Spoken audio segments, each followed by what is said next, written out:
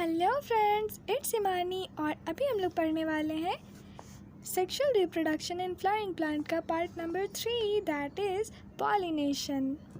Flowering plant के male and female gamete क्रमशः pollen grain and embryo sac बनाते हैं। मतलब कि जो मेल पार्ट है फ्लावरिंग प्लांट का वो पॉलन ग्रेन एंड जो फीमेल है वो एम्ब्रायो सैक बनता है।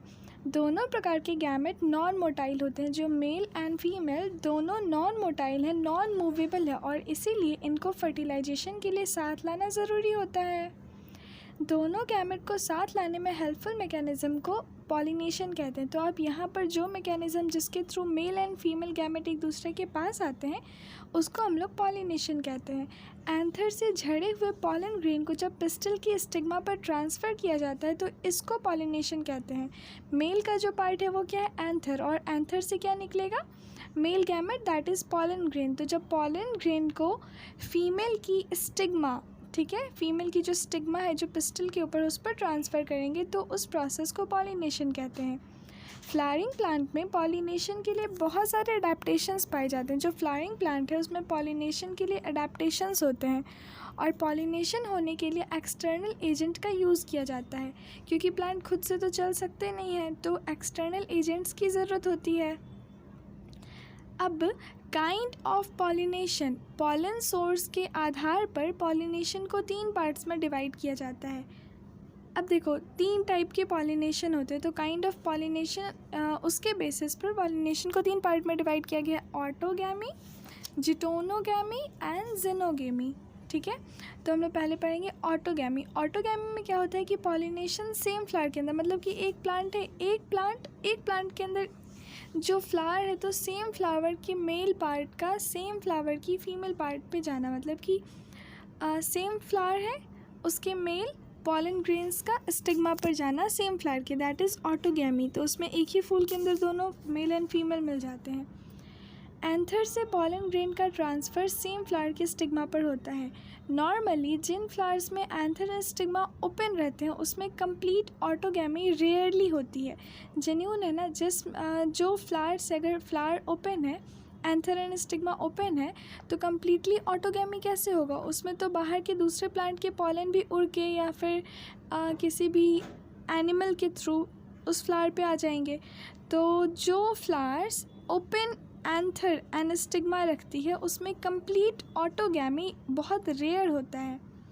इन फ्लावर्स में ऑटोगैमी के लिए जो पॉलन के रिलीज़ एंड स्टिग्मा रिसेप्टिविटी में सिंक्रोनाइजेशन की ज़रूरत होती है। मतलब क्या कि जब पॉलन रिलीज़ होगा एंड जब स्टिग्मा रिसीव करने के लायक बनेगा, उस दोनों में सिंक्रोनाइजेशन मतलब कि समन्वयता होनी चाहिए, एक टाइम पे होना चाहिए। जिस टाइम पे पॉलन रिलीज़ हुआ उसी टाइम पे स्टिग्मा रिसेप्टिव होना चाहिए, लेने लायक।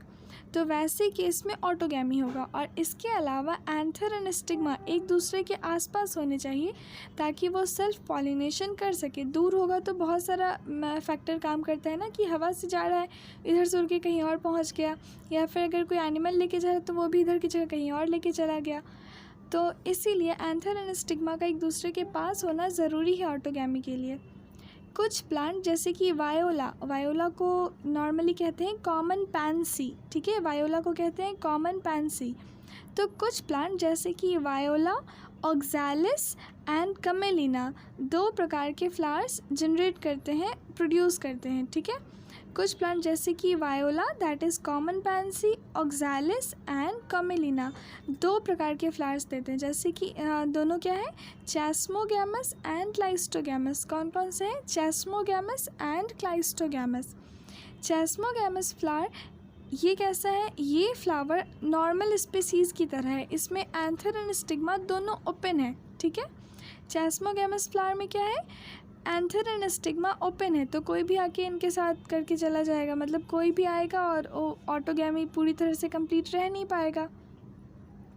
अब एक क्लाइस्टोगेमस फ्लावर दूसरा है, क्लाइस्टोगेमस, इसमें क्या होगा, एंथर एंड स्टिग्मा ओपन नहीं होते कभी भी। क्लाइस्टोगेमस में क्या होगा, एंथर एंड स्टिग्मा ओपन नहीं होंगे, जिससे कि जो सेम फ्लावर है उसके अंदर सेम फ्लावर का ही एंथर जो उसकी स्टिग्मा के ऊपर जाकर पॉलिनेशन करेगा। इस प्रकार के फ्लावर में एंथर एंड स्टिग्मा एक दूसरे के पास होंगे ऑफ कोर्स। जब एंथर का फ्लावर बड में डेhiscence होता है, मतलब एंथर जो है वो फ्लावर बड में ऐसे फटता है, तो पॉलन ग्रेन स्टिग्मा के कांटेक्ट में आ जाता है और जिसकी वजह से पॉलिनेशन होता है। ये क्लाइस्टोगैमस में है, इसीलिए क्लाइस्टोगैमस फ्लावर प्योरली ऑटोगैमस है। ठीक है, तो प्योरली ऑटोगैमस कौन है? क्लाइस्टोगैमस, क्योंकि वो कवर्ड अप रहता है, ढका हुआ रहता है, तो उसमें कोई और आके पॉलिनेशन तो कर नहीं सकता है, इसीलिए पूरी तरह से ऑटोगैमस है, क्योंकि इसमें क्रॉस पॉलिनेशन का कोई चांस नहीं होता है।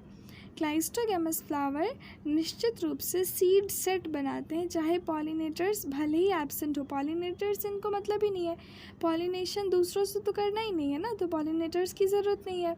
तो क्लाइस्टोगैमस फ्लावर निश्चित रूप से सीड सेट बनाते हैं, चाहे पॉलिनेटर्स हो या ना हो।